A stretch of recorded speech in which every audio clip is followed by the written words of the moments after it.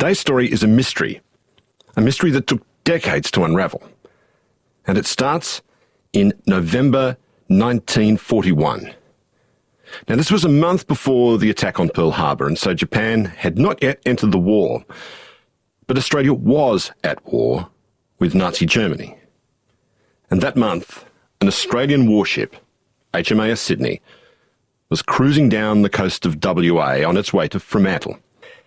And somewhere off the coast of Carnarvon, they got a distress signal from a Dutch merchant ship. But as they got closer, the ship opened fire on them because it was only pretending to be a Dutch merchant vessel. In reality, it was a German warship, Cormoran, in disguise. Now, it's difficult to know exactly what happened, but the battle between the two ships was extraordinarily fierce, and both of them were sunk to the bottom of the Indian Ocean. Every single one of the 645 Australians on board died that day, but 200 of the German sailors were later rescued. The only Australian body that was ever recovered was found dead in a little life raft that was drifting past Christmas Island a year later. The dead sailor had no ID, and so he was buried on the island, and the location of his grave was lost over time. No one knew how this man had ended up in a lifeboat. No one really knew how he died. No one knew who he was. And so the Royal Australian Navy launched an investigation, and they enlisted the help of Dr. Jeremy Austin, a DNA scientist based at the University of Adelaide. Hello, Jeremy. Hello, Richard. This is an epic story. How long did you reckon this mystery would take to solve when you first signed up for it, Jeremy? Well, to be honest, I think we thought we were going to solve the mystery in a couple of months. You know, we had the technology to get DNA from degraded human remains, and the Navy already had 3 shortlisted sailors who they thought were this man. So, yeah, we really thought we were going to solve it very quickly. And how long did it actually take in the end? From start to finish, we got the remains in 2007, and the decision on the identification of the sailor didn't happen until middle of last year, so 2021. So it was a 14-year journey from start to finish. When I looked into the background of that naval battle between Sydney and Cormoran in the Indian Ocean, the first thing I thought, I have to say, was what on earth is a German battleship doing in that part of the world in 1941? Do we have any idea of what it was doing there, Jeremy? Yeah, my understanding was that the Sydney was escorting merchant ships between Australia and the Middle East, trying to protect them from German warships that were in the area. So we think the Cormoran was patrolling, looking for either merchant ships to sink or, as you know, Australian naval ships to sink as well. So that was, I suppose, tied to the North African campaign or Australian supply of foodstuffs to the British or arms supplies going backwards and forwards. This is all entangled then in this area. Yeah, and I think it was definitely movement of food and equipment and people from Australia into both the Middle East and probably ultimately into Europe as well. Given that there were no Australian survivors, only German survivors, what do we know about the fierceness of the battle that took place? Yeah, there was a royal commission into the sinking of the ship about 10 years ago. And certainly the written description from the German survivors say that the Sydney was incapacitated very quickly. The bridge was knocked out with one of the very first strikes from the Cormoran. And I think the lasting impression I have is the Germans talking about the Sydney heading away as the sun was setting, completely aflame, never to be seen again. So the ship really was totally destroyed. And was heavily on fire when it was last seen at sea. Do we know anything about why the officers on board, or the commanding officers on board, were so easily gulled by the Germans, pretending to be Dutch merchant ships, and the reason why they came so close? No, and that's one of the really big mysteries is why the Australian ship Sydney was that close and in a situation where it was very vulnerable to attack from the Cormoran. And of course, we'll never know the answer to that because no one survived. And it actually took several days before the Australians even realised the Sydney had been sunk. And I wonder how that was reported at the time. Did they try and put a lid on it and not make much of it, or was it seen as a kind of a national disaster? Yeah, again, my limited reading on it suggests that it was reported, but not reported in a particularly melodramatic kind of way. So again, in the war, I guess people were trying to maintain spirits and maintain morale, and so it was reported, but not just as a huge, big naval disaster. I think, there was still quite a lot of confusion about exactly what had happened. All those dead men who died on the deck or in the water. It was a terrible thing. What about the German survivors, the 200 German survivors what happened to them? How were they picked up? Yeah, I know very little about that one. I think, they were probably collected by fishing boats coming out of Carnarvon and other towns nearby. Initially, there was some suspicion about what had actually happened in terms of why there were so many German survivors, despite the fact that the Cormorant sunk as well, versus there being no Australian survivors. So, there's a long history of questions about the behaviour of the German sailors during the attack and subsequently when there may or may not have been, living Australians in the water or in lifeboats as the Sydney sunk. Given that they were the enemy at that point and we were at war with them, how reliable were their accounts of what happened once they were picked up and taken to the mainland? I think initially there was some suspicion that some of the accounts given by the German sailors varied and weren't consistent, and I think that led to decades of suspicion about how and why the Sydney was attacked in the first place and why all of the Australian sailors on board were killed. And I think that's what led to the Royal Commission, say 10 or 15 years ago, was trying to bring together all of the information that had ever been collected on the accounts from the Germans, whatever records had survived, the known position of the Sydney, and anything else that had been managed to be collected in the intervening sort of 50 or 60 years. So there was a lot of information brought together about the cause of the sinking, what happened to the Australian sailors, and ultimately, why the boat was sunk in the first place. And that brings us to the one crew member who didn't go down with the ship, the man who was found on a raft. What do you know about the circumstances in which this unknown crewman was found? His body was mostly decomposed, so he'd been floating in this life raft for at least 3 months. Obviously, in tropical conditions out at sea, there's not going to be a huge amount of preservation, so his body was mostly decomposed, so mostly just a skeleton. He was still wearing clothing, I understand, but he didn't have any identification on him nor any identifying sort of features. So when his body was recovered, relatively quickly, his body was buried in the cemetery on Christmas Island. But for reasons unknown, the gravesite wasn't kept marked subsequently. It might be that the Christmas Island was taken over by the Japanese at some point in the Second World War, and they may well have either removed some headstones or removed some crosses on some of the graves, and that made the location of the burial much more difficult. But the guy was found more or less a skeleton, a shrapnel wound to his head, and some clothing that he was wearing, and that's what he was buried in. A shrapnel wound to his head and the clothing he was buried in.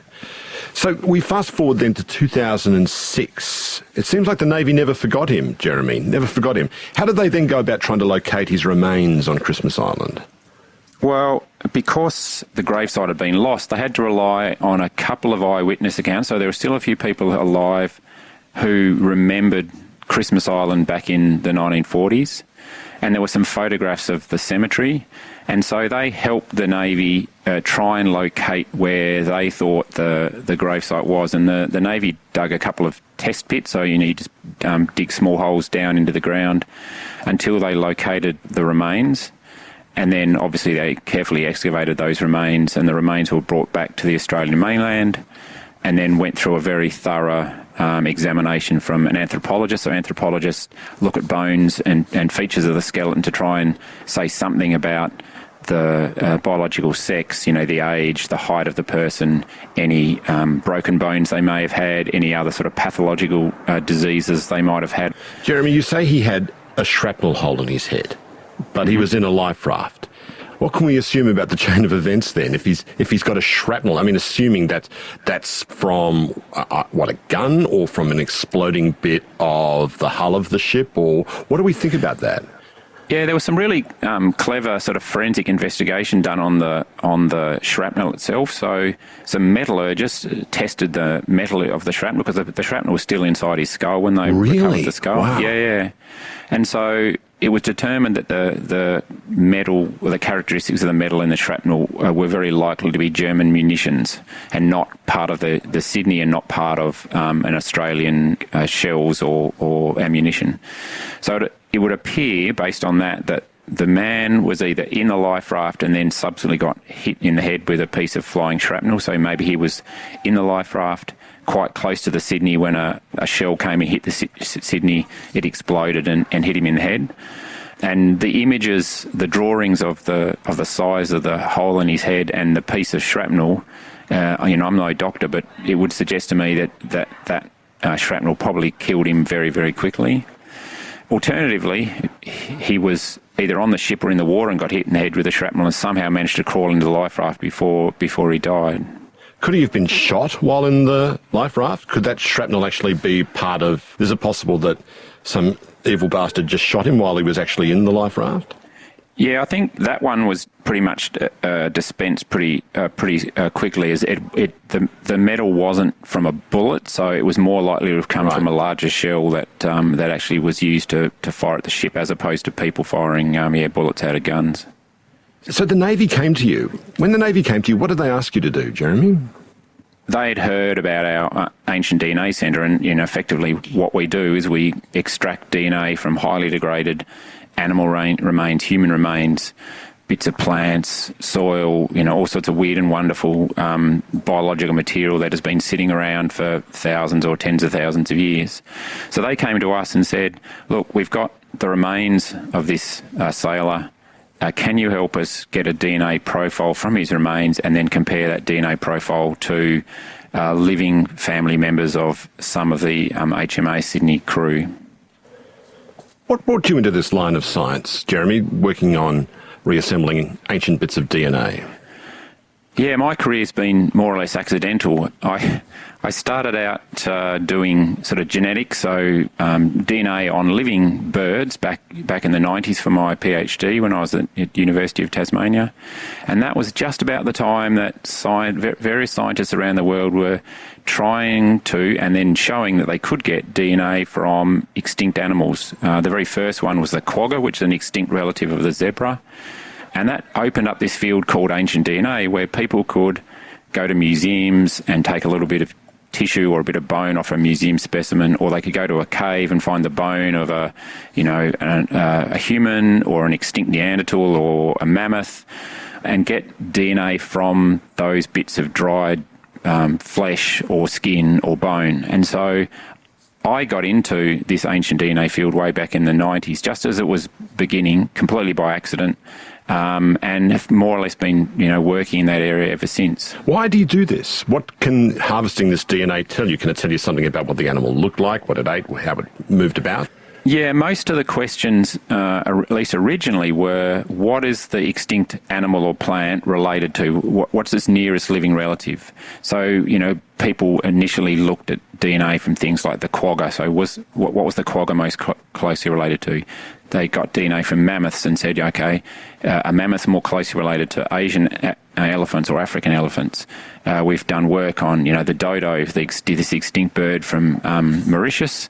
Turns out the dodo was a giant flightless pigeon that was related to pigeons from Southeast Asia.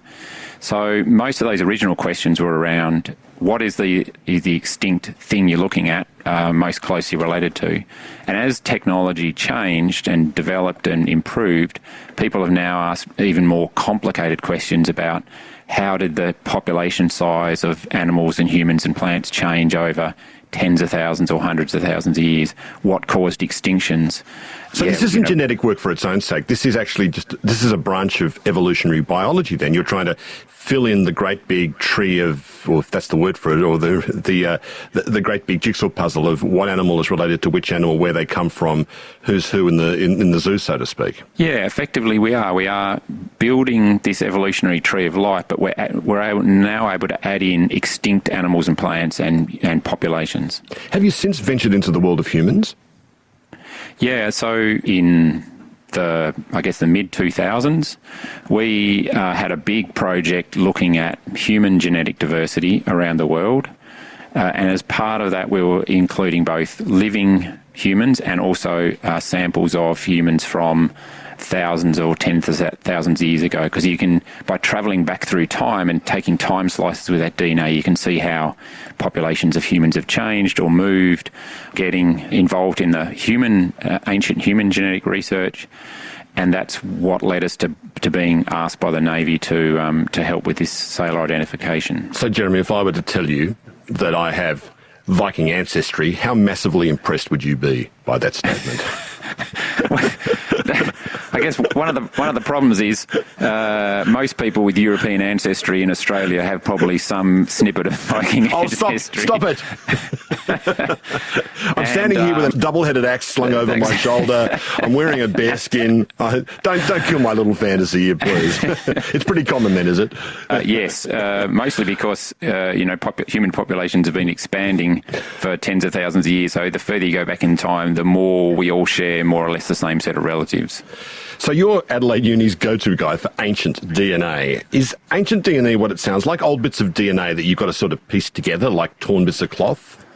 Yeah, the way I like to explain it is if you think about the DNA that's inside one human cell, it's all nice and neatly arranged into things called chromosomes, and those chromosomes contain enormous amounts of information. In fact, one chromosome, the longest human chromosome, if you were to type out the DNA code in that chromosome in 12-point font, so that's just normal kind of font you'd find in a book, in a single line it would reach from Adelaide to Ballarat going along the Dukes and Western Highway.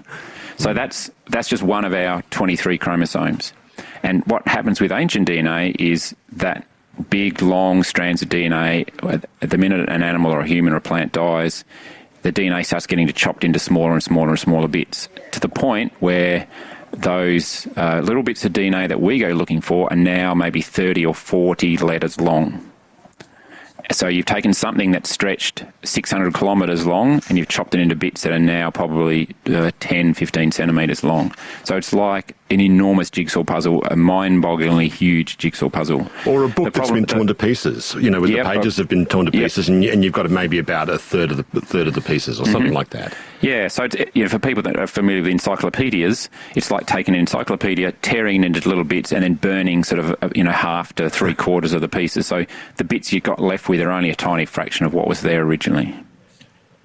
So this brings us to our lost sailor. How did you extract samples of his DNA? What did you have to work with, Jeremy?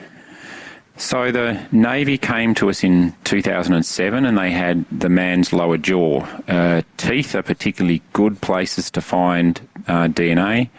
Generally the hard enamel outer coating on the crown of the tooth helps protect DNA inside, and then the root stuck inside the actual bone of the jaw, so that also helps protect DNA. So they brought us the man's lower jaw and we pulled out 2 teeth, and then we just cut the root off the teeth. We can put the actual rest of the tooth back in the jaw again, and then we effectively grind that little bit of tooth root up into powder, dissolve it, and then that releases the DNA, and what we're left with is a little tiny tube with a drop of colourless liquid that contains these tiny fragments of the man's DNA. What information are you actually extracting it? I mean, my understanding is it's all made up of, there's like sequences of 4 letters, isn't it? G-A-T-C, is that it? Yeah. Yep. So you've just got a string of G's and A's and T's and C's then, have you? Yeah, and so in humans, there's 3 types of DNA. So there's nuclear DNA, which is in the nucleus. You inherit half of that from your mum and half of that from your dad.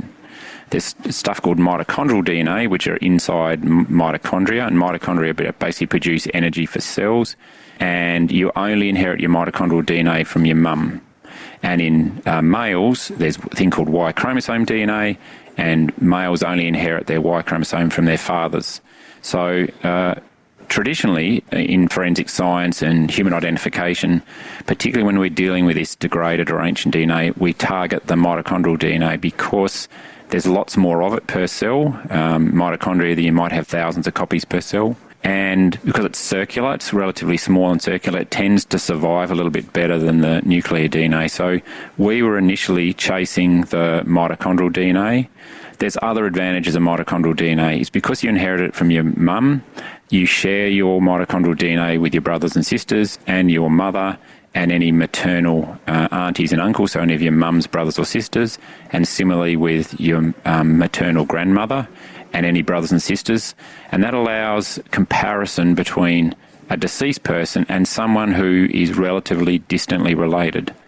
You know, some of the classic examples of that were the identification of Richard III, the king in England, whose body was found in a car park in Leicester, I think. They extracted mitochondrial DNA from him. He died 600 years ago, and so they found two living people who had an unbroken chain of females, mum, grandma, great-grandma, etc., going all the way back to Richard III's mother. And they could compare the mitochondrial DNA from those people alive today to these remains that were 600 years old and get a match.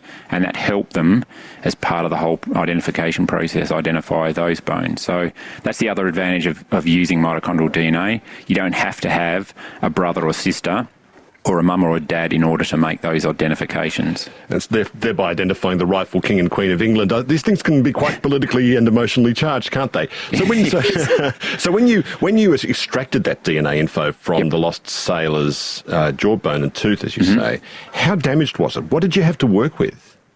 Yeah, so back then we were looking for, or we were able to get DNA sequences for pieces of DNA that are about 150 letters long. So, you know, this string of A, C, Gs and Ts. And we would effectively copy those bits, sequence them, and then put overlapping pieces together until we had about 500 letters or 500 base pairs of sequence. And again, back in the late 2000s, that was about as good as we could get in terms of the mitochondrial sequence. So we had, 500 bases of DNA sequence that we got originally, and that was enough to then start making comparisons to maternal relatives of sailors that the Navy thought that this man might be. I hear stories of this kind of work which is so delicate and the samples have to remain so pristine. How much of a risk is DNA contamination in the lab, and what can you do to prevent that, Jeremy? Yeah, so that's one of the really big critical problems with ancient DNA work, is that because we're chasing these tiny skerricks of highly degraded DNA, any other DNA that gets onto the sample or into the sample is a problem. And when you're working with humans, it's even more of a problem because you have humans. So there's me, extracting DNA from the tooth of the sailor. I have DNA. My DNA is in pristine condition. So like dandruff could float down onto a slide. Seriously, is it like that? Yeah. That's it, is it? No, or even just breath. To be honest, we now know that as you breathe in and out, you're breathing DNA into the environment. I'm sitting here in Adelaide. There's now a pool of my DNA on everything I've touched, everything I've breathed on. And so I'm going to have a shower after this. So trust me, you just cannot get rid of it. So what we do is we do this work in what's called an ancient DNA laboratory, and all that really is a clean room, a super, super clean room with HEPA-filtered air, and we use UV lights because UV light will kill DNA, and we use tons of bleach because bleach destroys DNA, and the lab is under positive air pressure to keep dust and bugs and stuff out.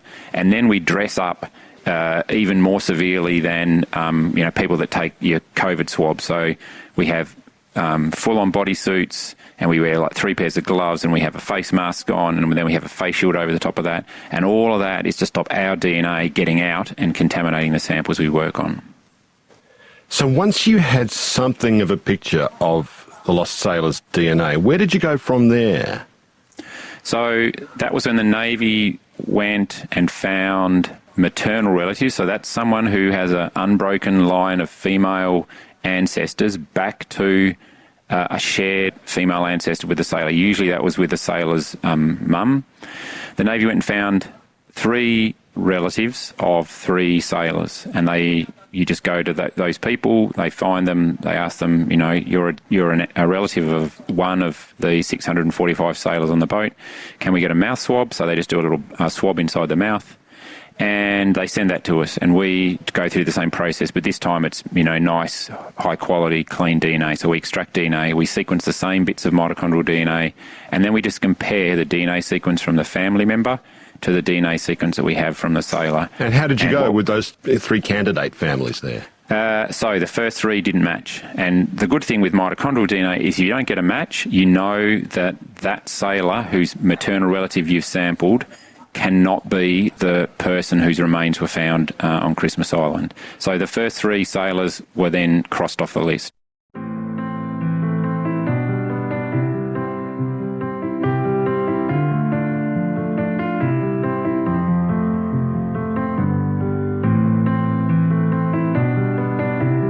Podcast and broadcast. You're listening to Conversations with Richard Fidler. Find out more about the Conversations podcast. Just head to abc.net.au/conversations. So, Jeremy, you said the Navy had 3 candidates for you to work with, but then your data showed that all 3 of them had to be ruled out. What did you do then? Yeah, so the Navy then said, OK, well, we've got another short list of 16 sailors, and they proceeded to go out, find living relatives. And, that's not an easy process. This man died in 1941 trying to piece together family trees and then track down people alive today. Door knocking them or writing to them and asking for a DNA sample. It isn't necessarily a quick and easy process. No, and quite a sensitive one as well, I imagine. Yes. So the Navy then said, well, OK, we've got another short list of 16. So they went and got DNA samples from those 16, sent them to us over a couple of years, and we tested each one of those. And all of those also weren't a match either. So at that point, we'd now excluded 19 sailors. 19 out of 655. Mm-hmm. Meanwhile, while the years are rolling on, was the science improving on what you can interpret from the DNA sample you had? Yes. So originally, we'd been focusing just on this mitochondrial DNA, but during the 2000s, forensic scientists and other geneticists around the world were realising that they could find out more about a person from their DNA other than just what sort of mitochondrial DNA they had, or, who was their biological father, or how many brothers or sisters you had. And one of the really important ones was being able to predict or attempt to predict hair and eye colour using small DNA markers that are involved in hair and eye colour in humans. And so there was a group in the Netherlands who had developed a test to predict human hair and eye colour for forensic applications. And so in 2011, I jumped on a plane with a little tiny bit of DNA that we had left from the sailor and flew to the Netherlands with that DNA, and we got the scientists there in the Netherlands to run a test to predict the sailor's hair and eye colour. And what did it say he would have looked like? Well, we got, at the time, what I thought was the best possible result you could ever hope for, and that was the man was predicted to have red hair and blue eyes. And as most Australians know, red hair and blue eyes aren't particularly common. Celtic. And in a ship, so that was the other thing, is someone with red hair and blue eyes is almost certainly of Celtic ancestry or had someone in their family of Celtic ancestry. And on a ship of 645, most people, when they go to school, how many kids do you know with blue eyes and flaming red hair? There might be 5 or 6 kids in the whole school. So at least theoretically, that cut down the pool from 645 to maybe 3 or 4 people. So bingo. Is that what you thought, bingo? Yeah, at the time, yes, that's exactly what I thought. I was like, OK, this is now going to be really easy. But of course, when you go back to enlistment records for Australians in either the First or Second World War, the recording of things like hair and eye colour weren't particularly fantastic. Sometimes they were quite inaccurate. A lot of the records for many of the sailors were actually on the HMAS Sydney when it was sunk, so a lot of those records were lost. So it didn't directly help us find the 4 men on the ship who were identified as red hair and blue eyes. But it did give our contacts at the Navy a much better idea of who they should be looking for. So people with Scottish or Irish ancestry, and where there was some indication from some either photographs or written records or enlistment records that the man had red hair and blue eyes. You're a scientist and you're not going to be into this, but as you're telling me this, I just kept this picture in my head of this dead man calling to be found. That's human imagination, I know. Mm-hmm. There's nothing more to it than that. But did you have a sense of that man wanting to be found? Over the years, I actually began to thought that he didn't want to be found, that for whatever reason, he wanted to stay a mystery, because we kept testing family member after family member after family member over the years, and we still didn't get a match. We got close. So the Scottish-Irish ancestry thing helped, because the mitochondrial DNA type that this man had is quite common in Ireland, Scotland, and also Scandinavia. And so because the Navy were now targeting people who were related to a Sydney sailor that had Scottish or Irish ancestry, the mitochondrial DNA we were getting from those family members was getting close. It was in the right sort of ballpark area in terms of mitochondrial sequence, but it was never an exact match. But over the years, I honestly started to think we're just never going to identify this guy. For whatever reason, he just, didn't want to be found. So then in 2018, you decided to look outside the lab, look for other ways to find the lost sailor. Tell me where you went looking. Yeah, so in the last 10 years, genetic genealogy has really taken off. And what that means is that for a relatively small amount of money, I've paid, I think, $100, you spit in a tube, you send your tube to America or to whichever company you want to send it to, and they sequence large numbers of DNA markers in your nuclear DNA, which tell you, how much Viking ancestry you've got, or French ancestry, or Neanderthal ancestry. But you can also pay a little bit more and you get your mitochondrial DNA sequenced. And so a lot of people now have had their mitochondrial DNA sequenced.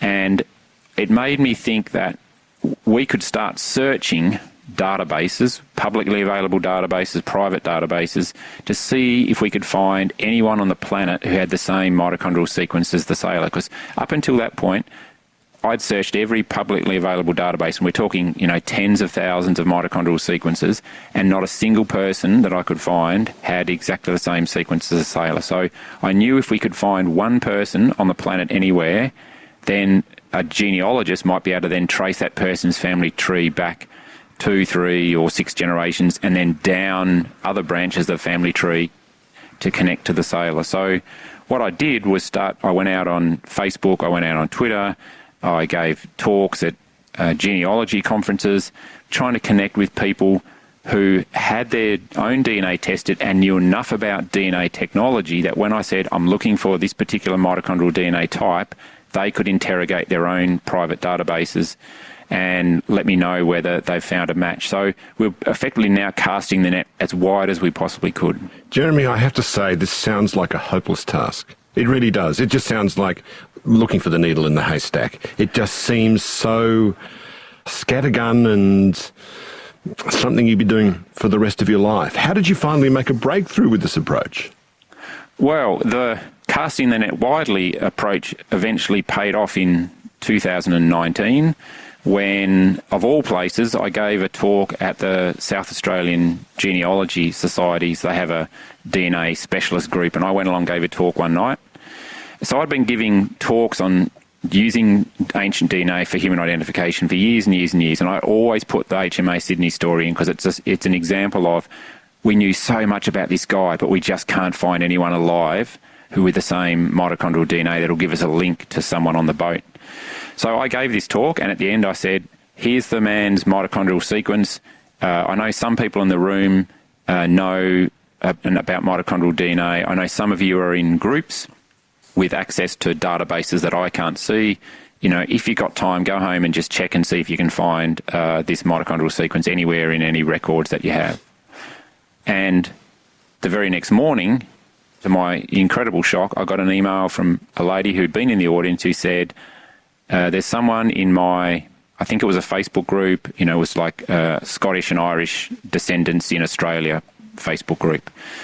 There's a person here who manages an account with the mitochondrial sequence you're looking for, the exact mitochondrial sequence. It wasn't a close, it was an exact match. There's one particular DNA base that we were really looking for, and it had that one. And I almost had a heart attack because, for 13 years, I'd been sequencing family relatives. I think we got to 200 family relatives in the end, thinking I was going to be doing this now for the rest of my life until we ticked off all 645 sailors. So my reaction to that was, okay, I need to get in contact with this person and just make sure that their mitochondrial sequence that they've reported in this Facebook group is actually true. So I contacted them, the owner, the manager of the group. They gave my email address to the guy. Turns out he was the son of the man who'd had his mitochondrial sequence. And this man was incredibly helpful. I think his father had since died, so he was just managing his father's DNA account. He sent me the results. I confirmed that it was what I thought it was, and then I immediately contacted the Navy and said, look, I think we've found a DNA match between the sailor and someone who was actually living in Australia. So to find that connection, it sounds like you had to sort of go up the family tree and back down again. Is that right? Yeah, Greg Swindon, who's the Navy contact who's been arranging all the DNA sampling, he immediately and furiously spent the weekend tracking the person whose DNA result we had, his family tree back and back and back and back and back, and then down every possible branch he could find. And you can imagine, there's tens, if not hundreds of branches to come back down towards the future again, until he found a link between the man whose mitochondrial DNA sequence we'd been given and a man on the boat. So who was the mystery lost sailor of HMAS Sydney? That man was a guy called Thomas Wellesby Clark. He was 21 years old. He'd grown up in Brisbane. And once we had that link to Thomas Clark, the Navy could then go out and get additional family samples from other parts of the tree of female relatives. But they had to go back to the early 1800s to a lady who was living in Scotland, who emigrated to Australia in the early 1800s, and then had a daughter who had a daughter who had a daughter who had a son, Thomas Wellesby Clark. That in itself was a really amazing bit of just family tree research. So once we had that name, just to be 100% sure that we really did have a match, the Navy then went and collected some samples from other people who were relatives of Thomas Clark, and we sequenced those, and they all matched as well. So at least from the mitochondrial DNA side of things, as far as we were concerned, we'd found a match which supported the identification of Thomas Clark. Poor Thomas Clark, who died at sea in an inferno of gunfire and death and blood and misery. That poor man. Were his family then contacted? And if so, how did they feel about having him identified as the lost sailor of HMAS Sydney? There's only, as far as I know, there's only one person alive today who ever saw Thomas Clark alive. And that was a cousin of his who was she was about a month old just before he set out on the Sydney. And her family record tells her that, she saw him or he held her just before he went away on the ship. So there's a first cousin, and then there's obviously more distant relatives, and some of those distant relatives may or may not have been aware of his existence. There's probably most Australians, or many, not most, I should say, many Australians have relatives who died in the First and Second World War that you are probably unaware of until you start doing, family tree research.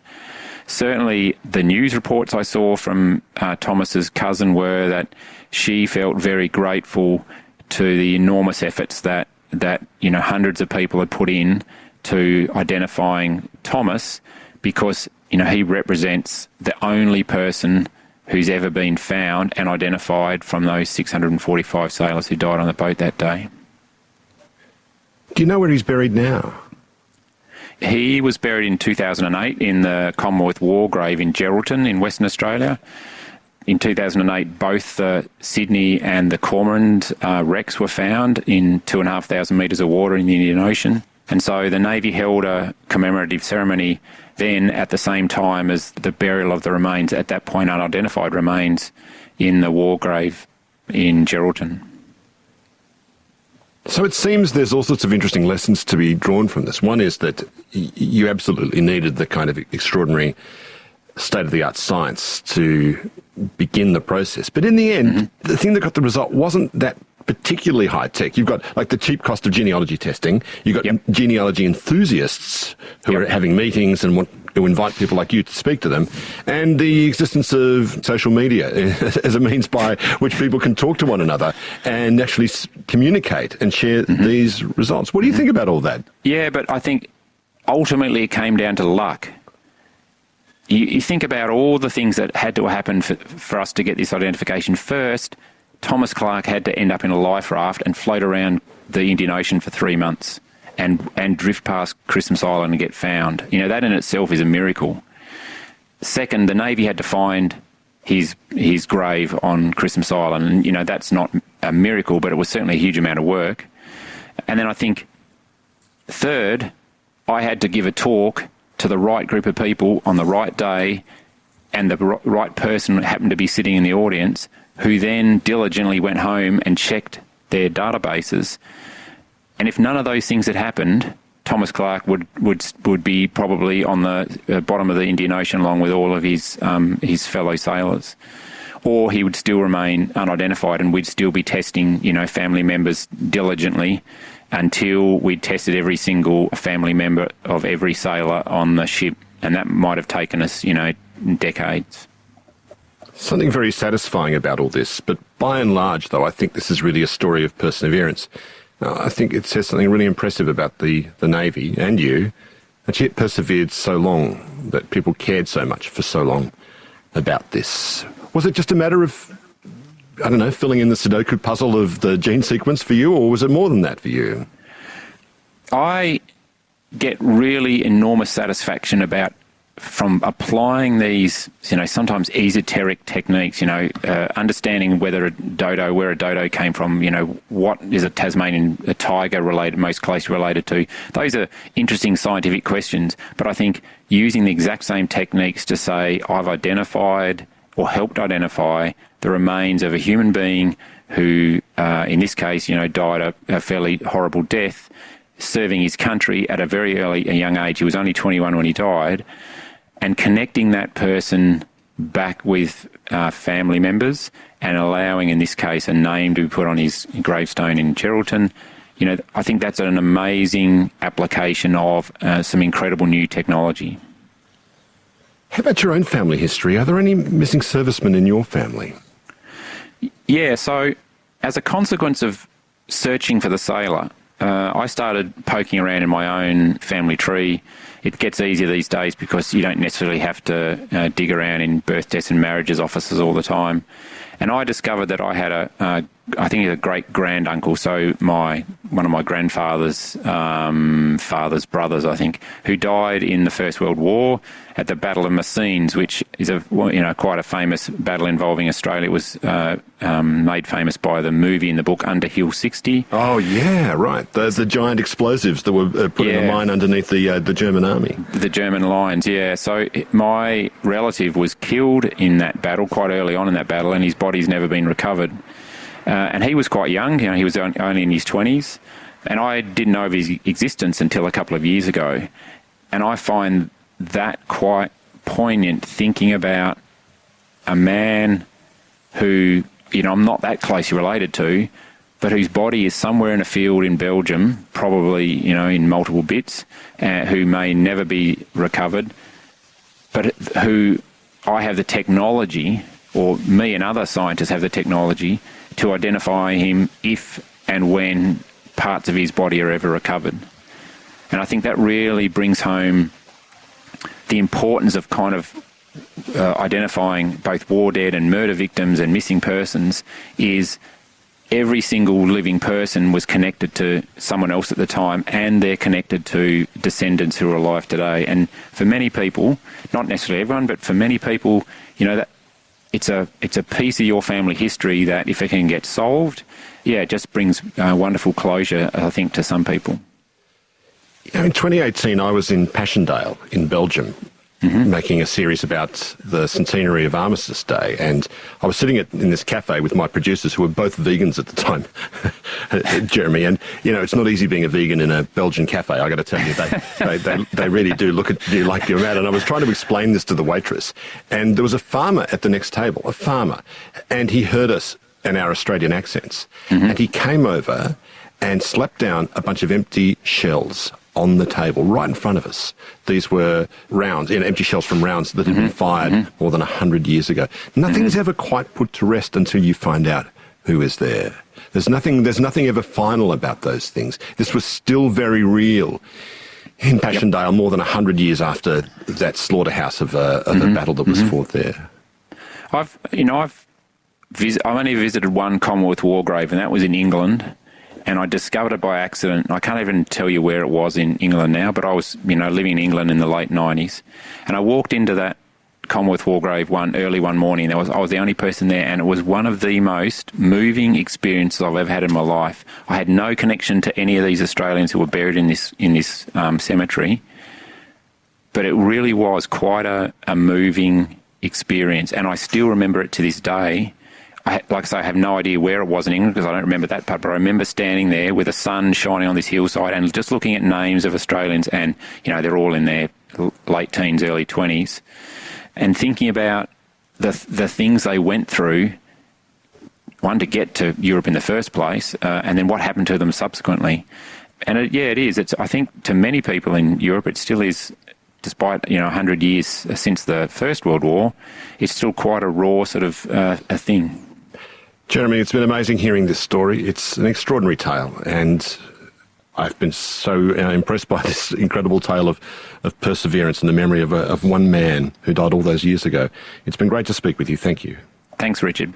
Dr. Jeremy Austin is a DNA scientist based at the University of Adelaide. I'm Richard Fidler. Thanks for listening. Subscribe to listen to more free podcasts or download the ABC Listen app and stream ad-free.